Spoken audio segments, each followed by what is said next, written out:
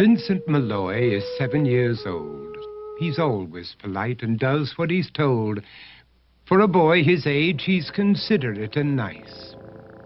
But he wants to be just like Vincent Price.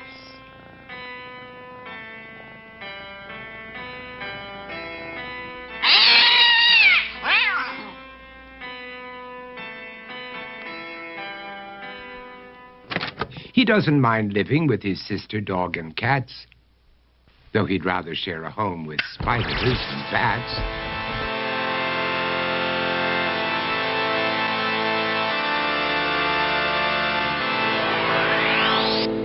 There he could reflect on the horrors he's invented and wander dark hallways alone and tormented.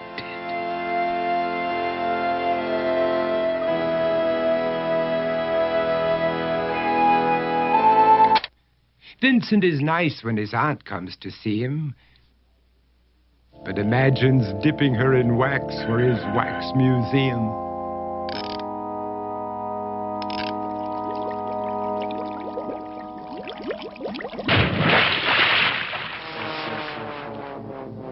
He likes to experiment on his dog, Abercrombie, in the hopes of creating a horrible zombie. So he and his horrible zombie dog could go searching for victims in the London fog. His thoughts, though, aren't only of ghoulish crime. He likes to paint and read to pass some of the time.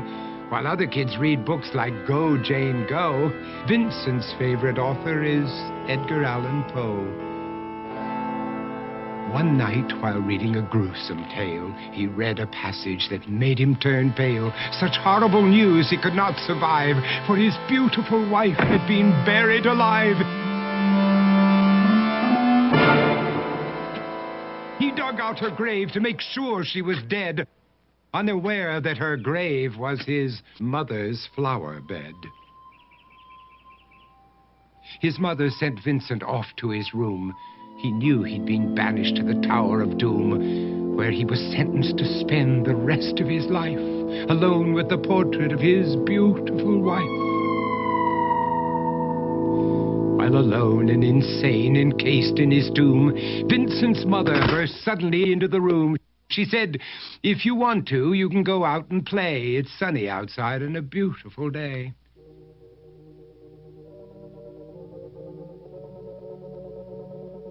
Vincent tried to talk, but he just couldn't speak. The years of isolation had made him quite weak. So he took out some paper and scrawled with a pen, "I am possessed by this house and can never leave it again." His mother said, "You're not possessed and you're not almost dead. These games that you play are all in your head. You're not Vincent Price, you're Vincent Malloy. You're not tormented or insane, you're just a young boy. You're 7 years old and you are my son. I want you to get outside and have some real fun." Her anger now spent, she walked out through the hall. And while Vincent backed slowly against the wall, the room started to sway, to shiver and creak. His horrid insanity had reached its peak. He saw Abercrombie, his zombie slave, and heard his wife call from beyond the grave. She spoke from her coffin and made ghoulish demands, while through cracking walls reached skeleton hands. Every horror in his life that had crept through his dreams swept his mad laughter to terrified screams. To escape the madness, he reached for the door, but fell limp and lifeless down on the floor. His voice was soft and very slow as he quoted The Raven from Edgar Allan Poe. "And my soul from out that shadow that lies floating on the floor shall be lifted nevermore."